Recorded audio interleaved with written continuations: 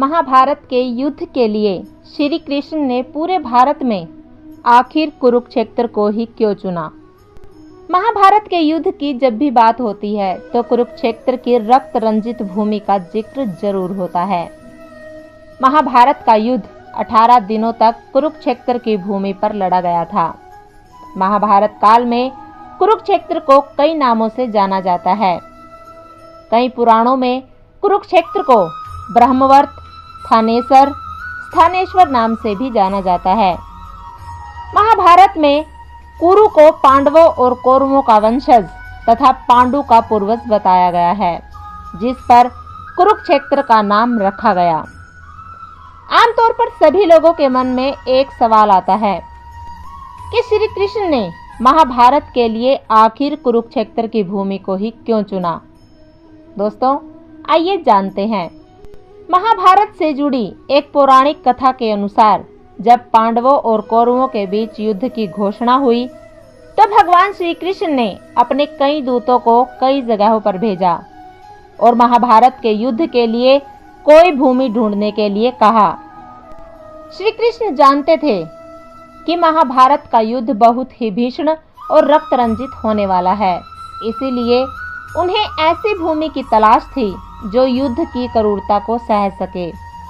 ऐसे में कई दूतों ने श्री कृष्ण को कई जगहों के बारे में बताया, लेकिन उनमें से एक दूत जब श्री कृष्ण के पास आया तो वह बहुत उदास और अत्यंत पीड़ा में था।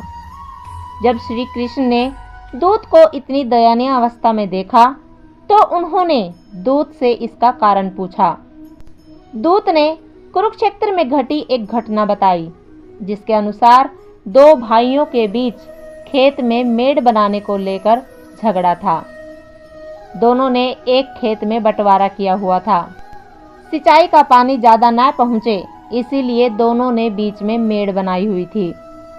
एक दिन यह मेड़ टूट गई, जिससे दोनों भाइयों के बीच लड़ाई हो गई। धीरे धीरे यह लड़ाई इतनी ज्यादा बढ़ गई कि दोनों भाइयों के बीच हाथापाई होने लगी। मारपीट इतनी रक्त रंजित युद्ध में बदल गई कि बड़े भाई ने छोटे भाई की हत्या कर दी और उसके शव को घसीटकर मेड़ बनाने की जगह पर रखकर उससे ही सिंचाई का पानी रोक दिया। जब श्री कृष्ण ने दूत की बताई यह कहानी सुनी तो उन्हें बहुत पीड़ा हुई, लेकिन उन्होंने समय को देखते हुए कहा कि जिस भूमि पर भाई भाई के बीच इतना द्वेष है तो वह स्थान युद्ध के लिए सही है, क्योंकि यहाँ की भूमि में ही इतनी कठोरता है कि चाहकर भी किसी का मन द्रवित नहीं हो सकता।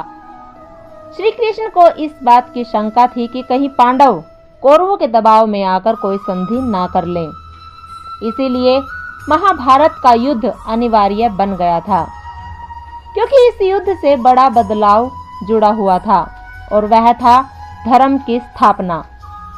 इस कारण भगवान श्री कृष्ण ने कुरुक्षेत्र की भूमि को युद्ध के लिए चुना। कुरुक्षेत्र की रक्त रंजित भूमि को महाभारत के युद्ध के लिए चुने जाने से जुड़ी कई अन्य कथाएं भी हैं, लेकिन यह कथा सबसे ज्यादा प्रचलित है।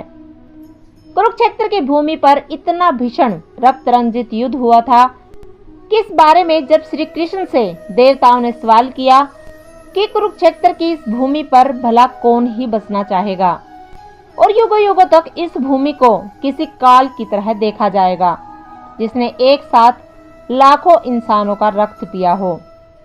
यह सुनकर भगवान श्री कृष्ण ने कुरुक्षेत्र की भूमि को शाप मुक्त करने के लिए यज्ञ करने का तरीका बताया और कहा कि कुरुक्षेत्र में आकर जो भी सच्चे मन से अपने पूर्वजों का तर्पण करेगा उसे मोक्ष की प्राप्ति होगी, क्योंकि इस भूमि पर न्याय और अन्याय के बीच युद्ध हुआ था।